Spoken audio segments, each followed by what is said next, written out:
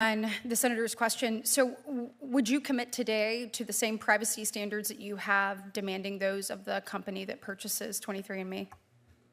Do not sell unless they keep the same privacy standards that you have? Yes, that is a requirement, basically if any of the two buyers, and they have put that in their asset purchase agreement. Excellent. Now tell me, what all do you test for? 23andMe tests for, basically a significant level of, genetic traits, ancestry, and health conditions. Hey everyone, welcome back to True Voice. I'm Andrew, and if you care about your privacy, your health, and the future of our kids, you're going to want to stick around for this one. I watched a Senate hearing where 23andMe, the DNA testing company, was put in a hot seat, and all I can say is wow. Let's watch. We actually, as part of our process, test over 600,000 variants through our testing process. Okay, so you're able to tell somebody maybe it's predictability of potential disease and other things? And while we can't definitively say that that person will get the disease, we can highlight risk and basically when people are at higher risk for certain diseases. And so do you test for sex? As part of our testing, we do identify if the DNA showed that if the individual is male or female.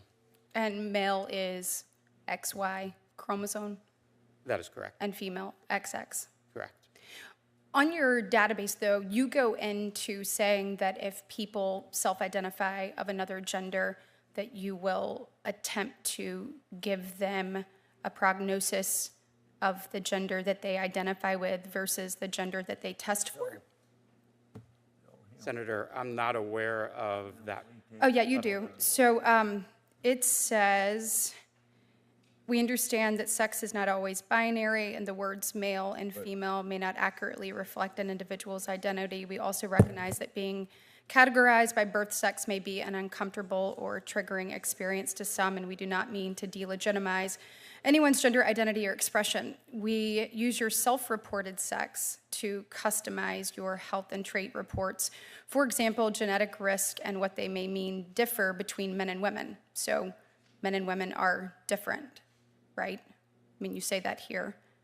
We just talked about the genetic testing, but then you go on to say, if you tell us you're female, your reports will contain information that is relevant to genetic females XX. If you tell us you're male, your reports will contain information that is relevant to genetic males XY. Additionally, there are some sex-specific reports that are available on individual selected profile sex, such as male hair loss or bald spot.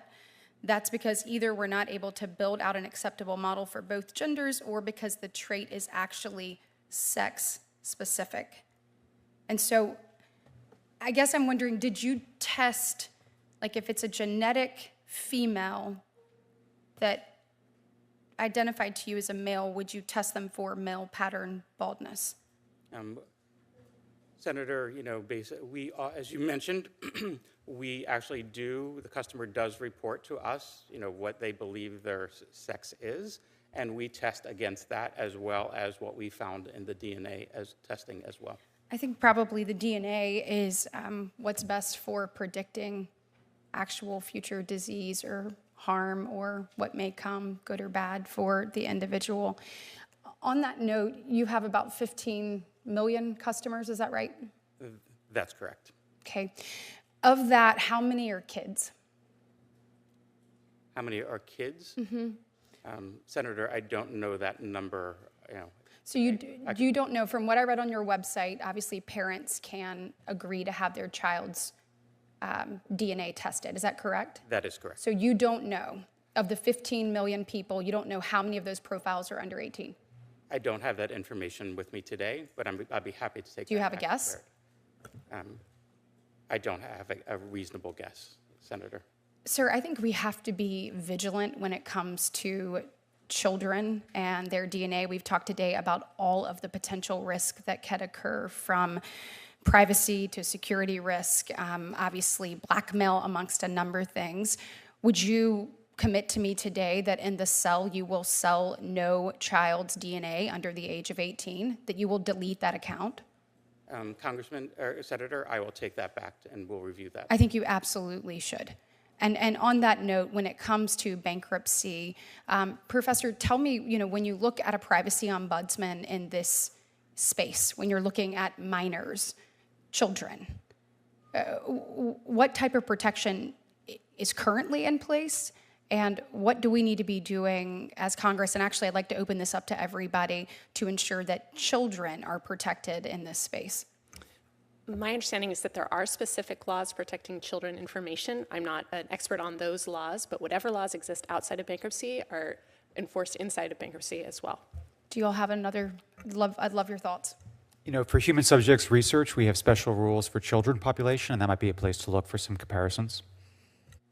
Do you have anything, Mr. Klein? Well, as a father, I can say that I think we all struggle with how much of our children's data or how much of our children's lives to digitize. And so there's also a degree of parental responsibility. And when it comes to health, these are very tough choices sometimes for all of us. Absolutely. Thank you, Mr. Chair. Senator Padilla. Thank you. Colleagues, the witnesses today have explained that our bankruptcy.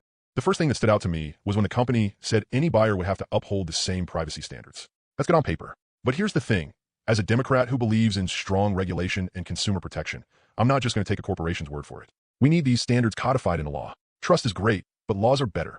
Now let's talk about the actual DNA testing. They're analyzing over 600,000 genetic variants. That's powerful stuff. It can tell you your ancestry, your risk for diseases, and a lot more. But with that power comes massive responsibility.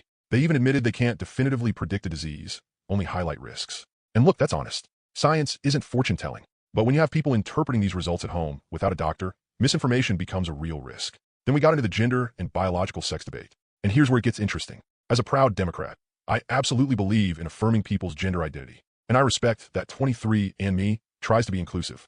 But at the same time, when it comes to medical science, we got to base predictions on biology. That's not erasing identity. That's just responsible science. It's about making sure every person gets the best, most accurate health information possible.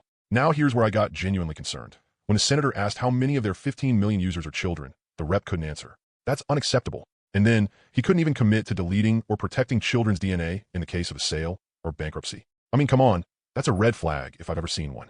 As a patriot, I care about protecting the next generation. We already have laws that protect kids online, but our laws haven't caught up with genetic data. Congress needs to act now. We need strict rules around consent, data retention, and how kids' DNA can be used or sold. Because once that data is out there, you can't put the genie back in the bottle. And look, I'm not saying 23andMe is evil, but I'm saying this. If you're collecting the most personal data imaginable, our genetic code, you better be able to answer every hard question, especially when it comes to kids and privacy. We're living in an age where science is advancing fast, and that's exciting, but it's also dangerous if we don't have strong, values-driven leadership to guide it. So if you're with me, if you believe in science, privacy, and protecting our kids, hit that subscribe button, leave a comment below, and let me know what you think. Should Congress ban the sale of children's genetic data? Should companies be forced to delete it? Thanks for watching True Voice. I'm Andrew, and I'll see you next time. Stay informed, stay free.